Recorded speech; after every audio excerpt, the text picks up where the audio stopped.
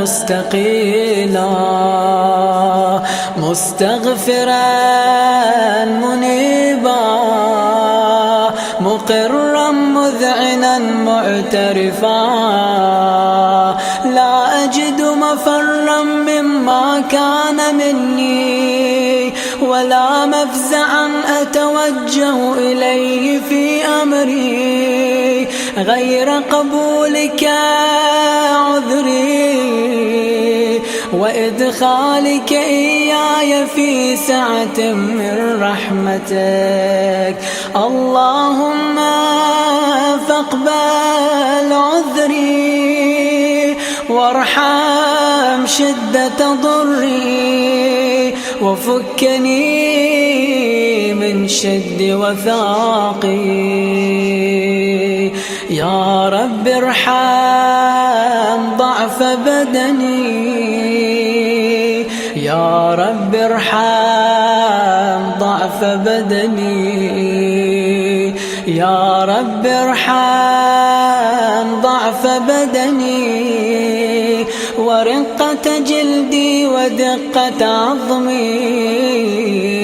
يا من بدأ خلقي وذكري وتربيتي وبري وتغذيتي هبني لابتداء كرمك وسالف برك بي يا إلهي وسيدي وربي.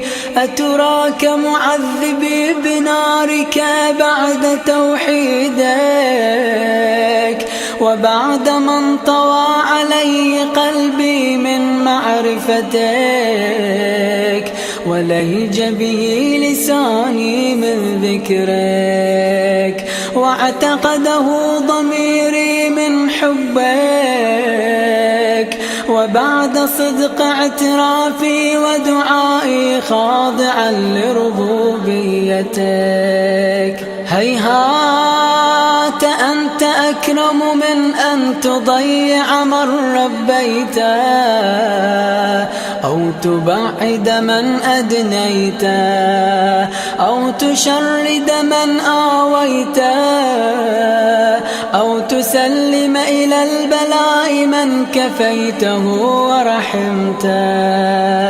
وليت شعري يا سيدي وإلهي ومولاي أتسلط النار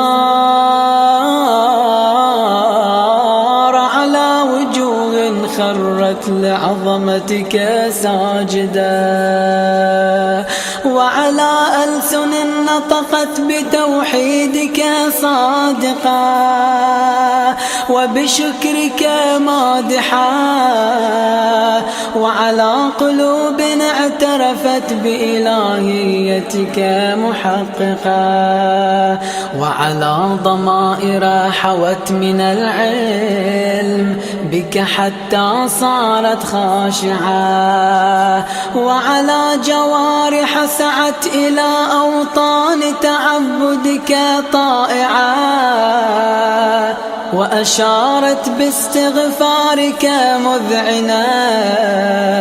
ما هكذا الظن بك ولا أخبرنا بفضلك عنك يا كريم يا رب وأنت تعلم ضعفي عن قليل من بلاء الدنيا وعقوباتها وما يجري فيها من المكاره على أهلها على أن ذلك بلاء ومكروه قليل مكثور يسير بقاؤه قصير مدته.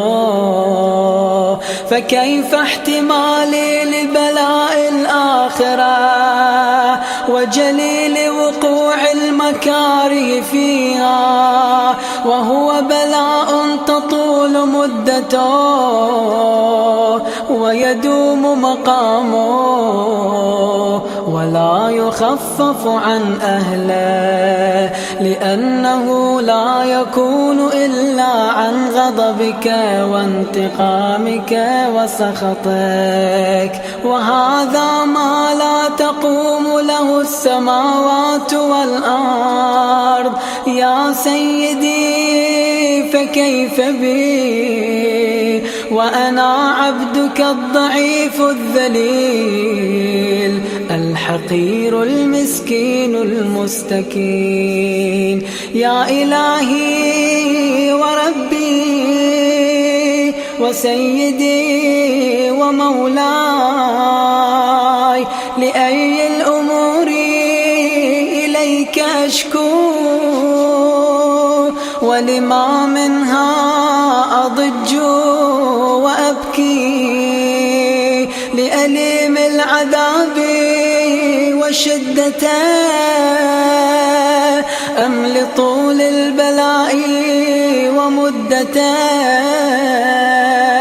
فلئن صيرتني للعقوبات مع أعدائك وجمعت بيني وبين أهل بلائك وفرقت بيني وبين أحبائك وأوليائك، فهبني يا إلهي وسيدي ومولاي وربي، صبرت على عذابك فكيف أصبر على فراقك؟ وهبني صبرت على حر نارك فكيف أصبر عن النظر إلى كرامتك؟